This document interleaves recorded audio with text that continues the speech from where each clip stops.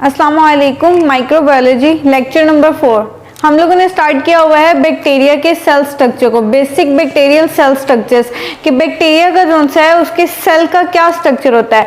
हमने previous lecture के अंदर उसकी थोड़ी आउटर जितने भी स्ट्रक्चर्स थे वो हमने पढ़े थे, मतलब मैंने आप लोगों को उसका कैप्सूल पढ़ाया था, फिर उसके बाद फिर सेल वॉल पढ़ाई थी, उसके बाद फिर मैंने सेल वॉल की जितनी भी वो ग्राम पॉजिटिव बैक्टीरिया वाली सेल वॉल और ग्राम नेगेटिव बैक्टीरिया वाली सारी सेल वॉल को मैंने डिस्टिंग्विश भी आप लोगों को प्रॉपर किया था। आज हमने जितने रिमेनिंग स्ट्रक्चर्स रह गए हैं उनको डिस्कस करना है, लेकिन एक बार फिर मैं थोड़ा सा ओवरव्यू दे दूं कि जो सा बैक्टीरिया उसके सबसे बाहर, मतलब बेसिकली एक बैक्टीरियल सेल्स की 3 मेम्ब्रेन होती हैं, ठीक है। सबसे बाहर क्या होता है, सबसे बाहर एक कैप्सूल होता है, फिर उसके अंदर एक सेल वॉल होती है, फिर सेल वॉल के अंदर एक साइटोप्लाज्मिक मेम्ब्रेन होती है, ठीक है। तो कैप्सूल और सेल वॉल के बारे में मैं आपको पढ़ा चुकी हूँ। आज हम लोगों ने पढ़ना है साइटोप्लाज्मिक मेम्ब्रेन, ठीक है। नेक्स्ट पेज पे उसी पेज जो कल वाइंड अप किया था, जहां पर उसके नेक्स्ट पेज में हम लोग कंटिन्यू करेंगे cytoplasmic membrane. The cytoplasmic membrane और cell membrane is composed of phospholipids। कि साइटोप्लाज्मिक मेम्ब्रेन जिसका सेकंड नेम जो है सेल मेम्ब्रेन भी से हम लोग कह सकते हैं। सेल मेम्ब्रेन और साइटोप्लाज्मिक मेम्ब्रेन दोनों एक ही चीजें हैं, ठीक है। सेल मेम्ब्रेन और साइटोप्लाज्मिक मेम्ब्रेन जो सी है बैक्टीरिया की, वो किस चीज की बनी है, फोस्फोलिपिड्स की बनी है, ठीक है। किस चीज की बनी है, फोस्फोलिपिड्स की। हमने सेल वॉल पढ़ा था, हमने कहा था सेल वॉल जो है बैक्टीरिया का वो पेप्टाइडोग्लाइकन या म्यूरिन का बना हुआ है, लेकिन जो साइटोप्लाज्मिक मेम्ब्रेन है, सेल मेम्ब्रेन है बैक्टीरिया की, वो किस चीज की बनी है, फोस्फोलिपिड्स और प्रोटीन की बनी है। प्रोटीन आगे थोड़ा सा हम बाद में डिस्कस करते हैं। It is basically a double layer of phospholipids with numerous proteins integrated into its structure. जो ये मेम्ब्रेन है ना बैक्टीरिया की सेल मेम्ब्रेन, वो मेम्ब्रेन डबल लेयर है फोस्फोलिपिड्स की, ठीक है। इस तरह करके फोस्फोलिपिड्स की 2 मेम्ब्रेन्स हैं, 2 लेयर्स हैं। ये फोस्फोलिपिड्स की 2 लेयर्स हैं, एक अपर लेयर एक लोअर लेयर। इसकी जगह जगह पर प्रोटीन इंटीग्रेट है, ठीक है, प्रोटीन बिखरी हुई है। ये किस चीज का स्ट्रक्चर है, बैक्टीरिया की सेल मेम्ब्रेन का स्ट्रक्चर। बेसिकली जितनी भी बैक्टीरिया के अलावा दूसरे भी सेल्स हैं ना, उन सब की सेल मेम्ब्रेन का यही आमतौर पर स्ट्रक्चर होता है, ठीक है। 2 फोस्फोलिपिड्स की लेयर होती है और उसके अंदर प्रोटीन जो सा इंटीग्रेटेड होता है। ये जितनी भी सेल्स हैं, जितने भी इस दुनिया में सेल पाए जाते हैं, उन सबकी सेल वॉल का नॉर्मल स्ट्रक्चर जो सा वो यही होता है। तो बैक्टीरिया की जो सी सेल वॉल है उसका स्ट्रक्चर भी यही होगा, ठीक है। समझ आ गई है ना। The membrane act as permeability barrier restricting the kind and amount of molecules that enter and leave the cell. अब जो ये मेम्ब्रेन है, जितनी भी सेल मेम्ब्रेन हर सेल के अंदर पाई जाती है, वो आमतौर पर जो होती है परमेबिलिटी बैरियर होती है, मतलब कुछ चीज़ों को गुजरने देती है और कुछ चीज़ों को नहीं गुजरने देती। कई किस्म के आयंस या मॉलिक्यूल्स या दूसरे भी जितने भी एटम्स कंपाउंड्स हैं ना, उनमें से कुछ को गुजरने देती है और कुछ को नहीं गुजरने देती, मतलब सिलेक्टिव है, ठीक है। सिलेक्टिव मेम्ब्रेन है, सिलेक्टिवली परमिएबल है कि मतलब कुछ चीज़ों को जाने देती है, कुछ चीज़ों को नहीं जाने देती, सारी चीज़ों को बिल्कुल भी नहीं जाने देती, ठीक है। तो साइटोप्लाज्मिक मेम्ब्रेन के बारे में हम लोगों ने, बैक्टीरिया के साइटोप्लाज्मिक मेम्ब्रेन के बारे में हम लोगों ने 3 बातें पढ़ी हैं, ठीक है। पहली बात ये कि साइटोप्लाज्मिक मेम्ब्रेन जो है फोस्फोलिपिड्स का बना हुआ है। दूसरी बात यह है कि साइटोप्लाज्मिक मेम्ब्रेन जो है 2 फोस्फोलिपिड्स की लेयर्स पर मुश्तमिल है, जिसके अंदर प्रोटीन जो है इंटीग्रेटेड है, प्रोटीन जो है थोड़ी सी बिखरी हुई है जगह जगह पर। तीसरी बात हमने ये पढ़ी है कि जो साइटोप्लाज्मिक मेम्ब्रेन है वो परमेबिलिटी बैरियर है, मतलब हर चीज को गुजरने नहीं देती बल्कि रुकावट पैदा करती, बैरियर पैदा करती है कुछ चीजों में, ठीक है। सिलेक्टिवली परमिएबल है, ठीक है। ये 3 बातें साइटोप्लाज्मिक मेम्ब्रेन के बारे में आप लोगों ने याद करनी है, ठीक है। नेक्स्ट स्ट्रक्चर जो सा बैक्टीरिया के सेल के अंदर पाया जाता है वो है साइटोप्लाज्म, ठीक है। हर सेल का एक ना, हर सेल का साइटोप्लाज्म होता है। वो साइटोप्लाज्म क्या होता है एक बार हम लोग बुक से रीड कर लेते हैं, फिर मैं आप लोगों को समझाऊंगी। The inside the cell membrane is the cytoplasm. It is semi transparent and semi fluid. It contains proteins, carbohydrates, lipids, ribosomes, nucleic acid, salts, inorganic ions all dissolved in the water. Cytoplasm basically हम लोग यूं कहेंगे कि cell के जो है ना basic 3 चीजें होती हैं सेल के अंदर बेसिक। क्या, एक उसकी सेल मेम्ब्रेन, दूसरी साइटोप्लाज्म, तीसरा न्यूक्लियस। ये 3 जो होती है बेसिक स्ट्रक्चर है एक सेल का। अब साइटोप्लाज्म क्या है, अगर ये सेल मेम्ब्रेन है ना, ये सेल की बाहर वाली मेम्ब्रेन है, सेल मेम्ब्रेन है, तो उसके अंदर यहाँ पे एक न्यूक्लियस है। अब सेल मेम्ब्रेन के अंदर जितनी भी जगह, उसको हम लोग क्या कहते हैं, उसको हम लोग साइटोप्लाज्म कहते हैं, ठीक है, साइटोप्लाज्म, जिसके अंदर सारी ऑर्गेनेलिस वगैरह मौजूद होती हैं, सारी की सारी ऑर्गेनेलिस पाई जाती हैं, जितने भी प्रोटीन वगैरह, जितने भी मॉलिक्यूल्स हैं, वो सारे के सारे कहाँ पाए जाते हैं, साइटोप्लाज्म के अंदर पाए जाते हैं। मेम्ब्रेन के अंदर वाला जितना भी एरिया है उसको हम लोग क्या कहते हैं, उसको हम लोग साइटोप्लाज्म कहते हैं। अब इसके बारे में, साइटोप्लाज्म के बारे में हमने, इसमें भी हम लोगों ने 3-4 बातें याद रखनी है। पहली बात तो हमने ये याद रखनी है कि जो साइटोप्लाज्म है वो एक तो सेमी ट्रांसपेरेंट और सेमी फ्लूइड, मतलब गाढ़ा गाढ़ा सा होता है, थोड़ा मोस्टली उनसे फ्लूइड पर मुश्तमिल होता है, लिक्विड होता है इसके अंदर। तो सेमी फ्लूइड है कि पूरा का पूरा फ्लूइड नहीं, कई कई जगह से थोड़ा थोड़ा सा सॉलिड भी है। इसके अलावा सेमी ट्रांसपेरेंट है कि मतलब इसके आर पार देखा जा सकता है। इसके अलावा हम लोगों ने ये याद रखना है कि साइटोप्लाज्म के अंदर क्या क्या चीजें पाई जाती है। साइटोप्लाज्म के अंदर प्रोटीन, कार्बोहाइड्रेट, लिपिड्स, कई किस्म के मॉलिक्यूल्स पाए जाते हैं जो वाटर के अंदर डिसॉल्व होते हैं, साइटोप्लाज्म के वाटर के अंदर डिसॉल्व होते हैं, ठीक है। साइटोप्लाज्म की भी आप लोगों को समझ आ गई, काफी मोस्टली बच्चों को तो पता होगा साइटोप्लाज्म किसे कहते हैं। नेक्स्ट जो स्ट्रक्चर है बैक्टीरिया के अंदर, उसको हम कहते हैं न्यूक्लियोइड, ठीक है, न्यूक्लियोइड।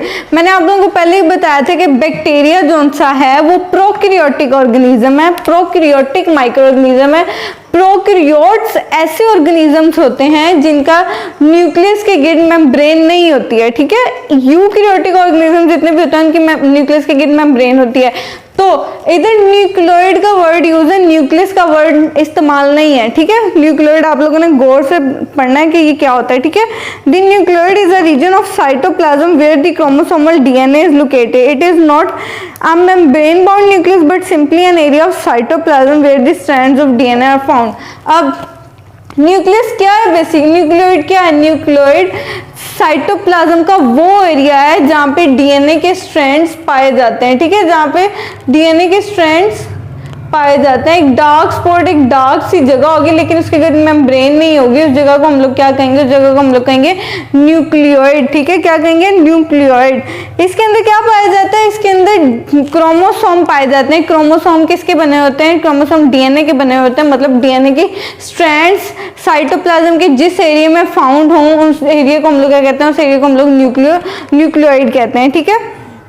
इसके अलावा जो न्यूक्लियोइड है वो मेम्ब्रेन बाउंडेड नहीं है, मतलब न्यूक्लियस ये जितनी भी डीएनए मॉलिक्यूल्स हैं उनकी गिर्द मेम्ब्रेन नहीं बाउंड हुई हुई, ठीक है। इसको हम लोग क्या कहते हैं, न्यूक्लियोइड कहते हैं। नेक्स्ट आगे है राइबोसोम्स। अब थोड़ा सा हम लोग राइबोसोम्स को डिस्कस कर लेते हैं कि राइबोसोम्स क्या होता है। हम लोग बैक्टीरिया के सेल स्ट्रक्चर्स पढ़ रहे हैं कि बैक्टीरिया के अंदर बेसिकली क्या क्या चीजें पाई जाती हैं, ठीक है। Ribosomes are the bodies of RNA and protein, they are associated with the synthesis of protein. Ribosomes जो से हैं वो प्रोटीन और आरएनए की बॉडीज हैं। राइबोसोम बेसिकली किन चीजों का बना हुआ है, प्रोटीन और आरएनए से मिलकर क्या बना हुआ है, राइबोसोम्स। अब ये राइबोसोम्स का काम क्या है, ये राइबोसोम्स जो हैं प्रोटीन की सिंथेसिस करवाते हैं। हमारे सेल्स के अंदर जहां जितनी भी प्रोटीन बनती है मोस्टली कहाँ से वो प्रोटीन बनती है, वो राइबोसोम से बनती है। मशीनरी, ठीक है, machinery of the protein is ribosomes. Ribosomes protein बनाने की फैक्ट्री या प्रोटीन बनाने की मशीनरी क्या है, वो है राइबोसोम्स, ठीक है। राइबोसोम्स प्रोटीन बनाते हैं लेकिन राइबोसोम खुद किस चीज के बने हुए हैं, राइबोसोम खुद जो से हैं वो प्रोटीन और आरएनए से मिलकर बने हुए हैं, ठीक है। राइबोसोम से समझ आ गई आप लोगों को। ये भी साइटोप्लाज्म के अंदर डिस्पर्स्ड होते हैं राइबोसोम्स, पूरे जो साइटोप्लाज्म मैंने आप लोगों को बताया था ना उसके अंदर राइबोसोम्स डिस्पर्स्ड हुए होते हैं, ठीक है। नेक्स्ट स्ट्रक्चर है वो है फ्लैजेला, ठीक है। फ्लैजेला का भी आप लोगों ने बैक्टीरिया के बारे में सुना होगा। फ्लैजेला का मैं आपको थोड़ा सा डेफिनेशन बता देती हूँ। Flagella give bacteria the ability to move actively. The flagella singular flagellum are made up of class of linear proteins called flagellins. अब बैक्टीरिया की कॉर्नर पे एक इस तरह करके थ्रेड लाइक स्ट्रक्चर होता है, धागे की तरह का एक स्ट्रक्चर होता है। एक से ज्यादा भी हो सकते हैं लेकिन अगर एक होगा तो उसको हम फ्लैजेलम कहेंगे और एक से ज्यादा होंगे तो उनको हम लोग फ्लैजेला कहेंगे, ठीक है। अब एक धागे नुमा स्ट्रक्चर होता है, इसका क्या काम होता है, ये बैक्टीरिया को मूव करने की एबिलिटी देता है, ठीक है।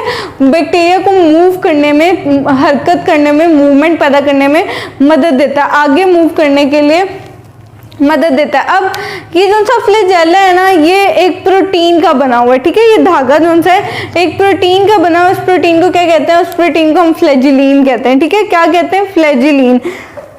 लीनियर प्रोटीन है, लीनियर सिर्फ एक प्रोटीन की बनी हुई है, फ्लैजिलीन की, ठीक है। ये क्या करता है? बैक्टीरिया को मूव करने में मदद देता है, ठीक है।